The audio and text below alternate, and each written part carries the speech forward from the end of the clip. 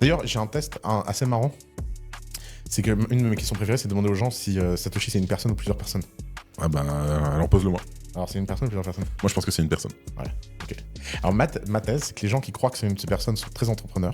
Ok. Et les gens qui pensent que c'est plusieurs personnes n'ont jamais entrepris. Parce que n'importe qui a été entrepreneur sait à quel point c'est dur de bouger un groupe à faire un truc.